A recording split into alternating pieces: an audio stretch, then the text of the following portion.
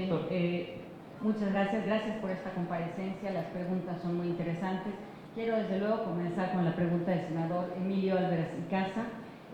Senador, lo primero que yo quiero decirle es que conozco su trayectoria desde hace muchos años, sé todo su trabajo al frente de la Comisión de Derechos Humanos del Distrito Federal, de la sociedad civil, desde luego, de la Comisión Interamericana, y yo se lo dije en privado, pero se lo quiero decir aquí también públicamente. Yo lo respeto y lo admiro profundamente su trabajo en materia de derechos humanos. En cuanto al perfil, lo que usted me pregunta y que también me pregunta la senadora Malincher, pues yo soy abogada, efectivamente, así que yo sí quisiera que viéramos justo el artículo conducente. Es efectivamente el artículo, y esto es muy importante porque la labor jurídica y precisa que tiene que hacer el Senado de la República es cerciorarse de que cumplimos concretamente con los requisitos de ley para ser designados en este cargo. Dice el artículo 86 de la Ley General de Víctimas, aquí me va a decir, pues aquí mi publicación pues el diario oficial, que es acá dice Ley General de Víctimas, como lo puse en mi programa, pero como usted diga. Fracción, artículo 86. Para ser comisionado ejecutivo se requiere, fracción primera, ser ciudadano mexicano, soy ciudadano mexicano. Fracción segunda, no haber sido condenado por comisión de un delito doloso o inhabilitado como servidor público. Yo firmé y afirmo y confirmo aquí, yo no he sido condenada por ningún tipo de delito doloso o no doloso, ni jamás ni procesada en ningún procedimiento administrativo ni de ningún otro carácter, menos aún inhabilitada como servidora pública. Fracción tercera, que creo que esta es la más importante, dice, y leo literal, haberse desempeñado destacadamente en actividades profesionales de servicio público en sociedad civil o académicas relacionadas con la materia de esta ley, por lo menos en los 2 años previos a su designación, por lo menos, no solo. Como lo dice bien mi currículum, yo trabajé en la Comisión Nacional de los Derechos Humanos atendiendo a víctimas, por lo menos desde 2 años. Además, he tenido una amplia, y eso sí lo puedo decir con orgullo, una amplia trayectoria en el servicio público, tengo mucha experiencia en instituciones públicas y en la academia, senador, como usted sabe, yo soy miembro del Sistema Nacional de Investigadores con el rango de candidato, tengo 5 libros publicados en materia de derechos humanos, 2 de ellos por el Senado de la República. Y efectivamente, al día de hoy trabajo en el Tribunal Electoral del Poder Judicial de la Federación y fíjese, efectivamente, para mi mayor sorpresa, la justicia electoral es hoy día la justicia más vinculada con derechos humanos. Justamente por eso me permití yo impulsar la publicación de este libro que yo he obsequiado a algunos de los senadores que me lo han permitido y que justamente trata sobre justicia electoral y derechos humanos. Este libro lo coordinamos el magistrado Felipe de la Mata, el doctor Nicolás Loza y su servidora. Está en la primera edición, pero en estos días sale ya la segunda edición que tiene 2 tomos. Este libro lo traje para usted, si me permite, se lo guardo aquí, me gustaría obsequiárselo al final de la comparecencia. Fracción cuarta del artículo 86 de la Ley General de Víctimas, contar con título profesional, pues sí tengo algunos títulos, y fracción quinta, no haberse desempeñado en cargos de dirección nacional o estatal en algún partido político dentro de los 2 años previos a su designación, requisito que cumplió completamente, jamás he estado ocupado ningún cargo en ningún partido político.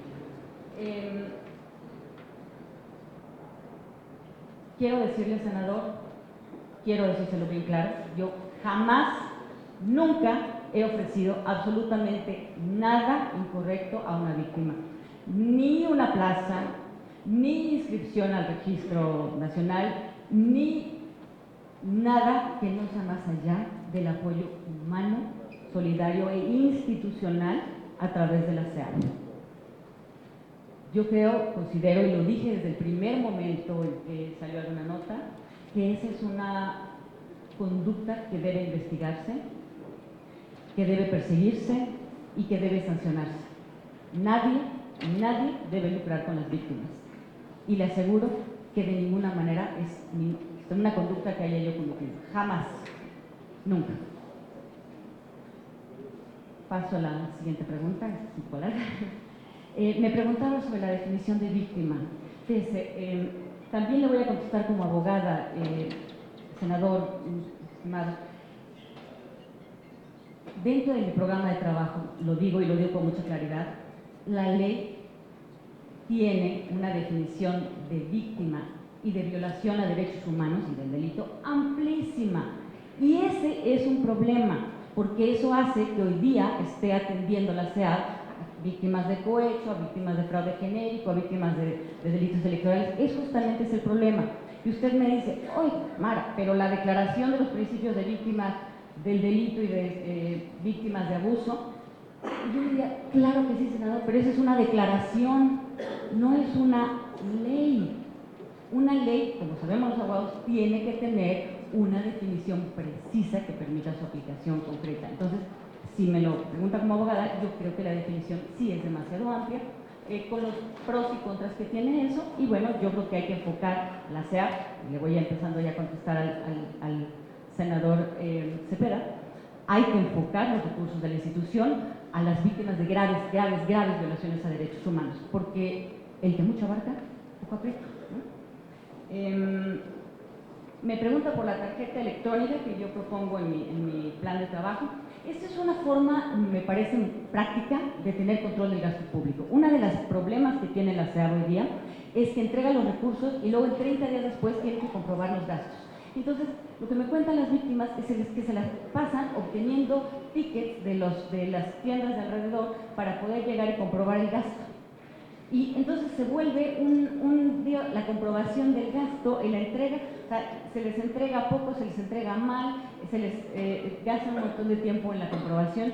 Entonces, la tarjeta electrónica tiene única y exclusivamente el objetivo de convertirse en un mecanismo ágil, sencillo, viable, que permita darle a las víctimas atención inmediata y, por otra parte, tener control del gasto público. Y por último me pregunta, ¿cuántas veces se ha reunido el Sistema Nacional de Víctimas? Una vez, una sola vez. Y eso es gravísimo. Pero también es entendible. ¿Por qué? Porque el Sistema Nacional de Víctimas tiene que tener la presencia del Presidente de la República, del Secretario de Gobernación, del Presidente de la Suprema Corte, del Presidente de la Comisión Nacional de los Derechos Humanos. Entonces, pues también eso hace que sea muy complicado que se reúnan, pero sí, desde luego, solo una vez. Muchas gracias por sus preguntas, senador, las agradezco mucho.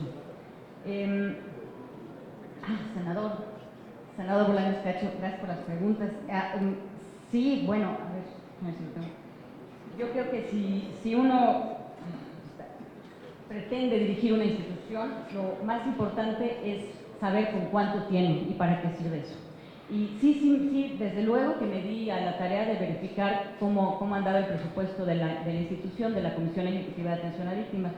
Fíjese, encontré, según los datos del presupuesto federal, que para este año la Comisión contó con un presupuesto para servicios personales de 165.196.076 pesos.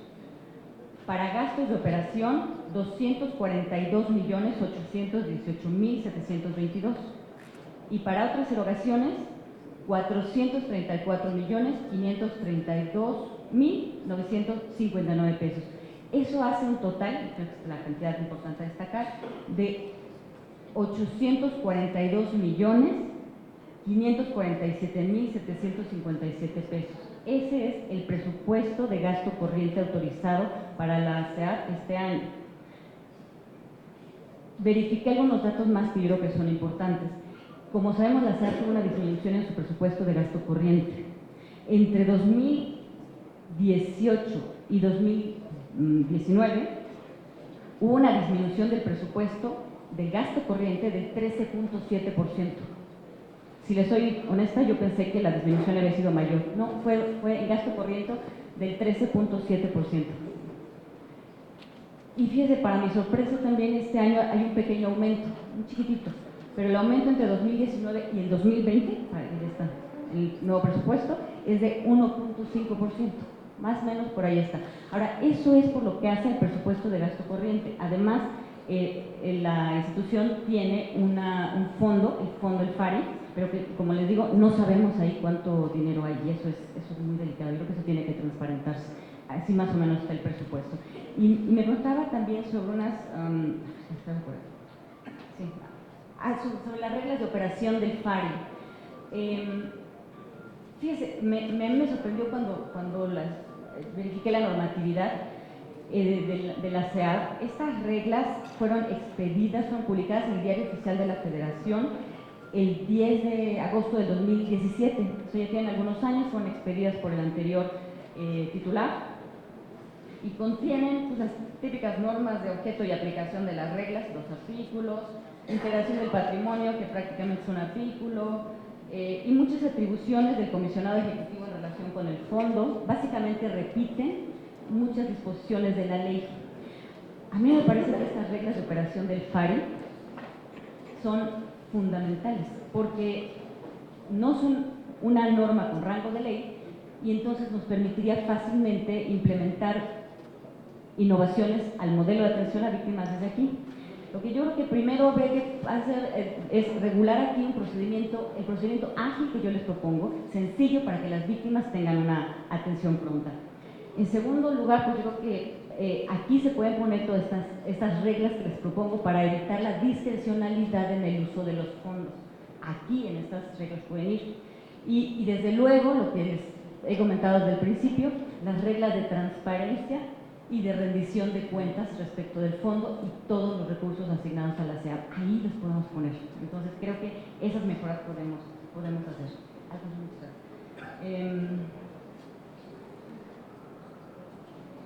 Senador Damián Cepeda, me pregunta sobre la institución, ¿por qué no funciona? Si me lo permite, quisiera ser un poco más técnica y un poco profundizar un poco más. Mire,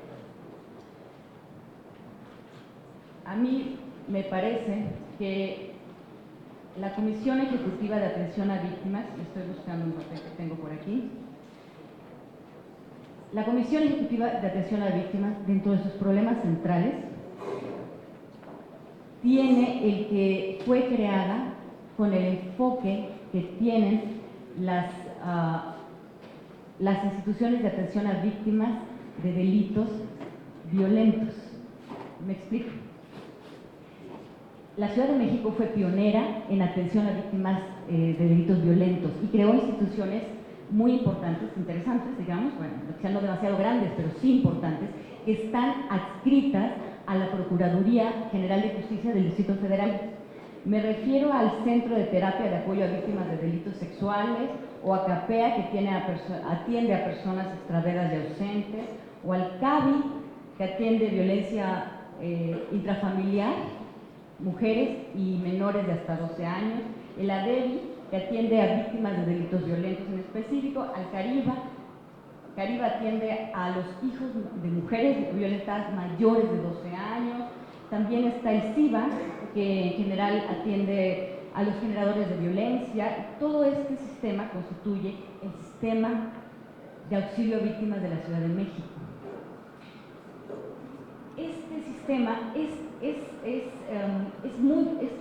interesante, vamos, pero el problema es que, digamos, se copió como mucho personal. La SEAD no se forma, se conforma por gente que viene de Províctima, que viene de la Procuraduría General de la República, y por personal que viene de este sistema, del Sistema de Atención a Víctimas del Distrito Federal. Y el personal que viene de la atención a víctimas del Distrito Federal lo que impulsa es una atención psicosocial de la atención de las víctimas. El enfoque psicosocial lo que nos permite es atender a las víctimas de manera particularizada. El enfoque psicosocial es como unos anteojos que permite ver a una víctima en toda la integralidad de su daño y atenderla en específico daño causado a esa persona. Por ejemplo, un niño que es huérfano porque murió su madre a manos de la violencia de su padre, requiere una atención especializada por ese hecho, pero a lo mejor otro niño que haya vivido el mismo suceso requiere otro tipo de atención de acuerdo a la situación psicosocial también, o sea, su estatus económico, la gravedad del daño psicológico, la repercusión que tiene con su familia, eso es. Entonces, esa forma de operación se llevó a la SEAC, y la SEAC, si me permite, o debió haber sido, en mi opinión, un mecanismo que cumpliera con los requisitos, o bueno, se creó más bien con la intención de cumplir con la justicia transicional, que establece mecanismos que permiten la pacificación y la reconstrucción del tejido social y la disminución de la reconciliación de las víctimas con el Estado. Es decir, la atención en los mecanismos de justicia transicional es puntual, o sea, implican el diseño de un proceso que tiene un principio y un fin, con indicadores que permiten atender a miles y miles de víctimas de violencias y de graves violaciones.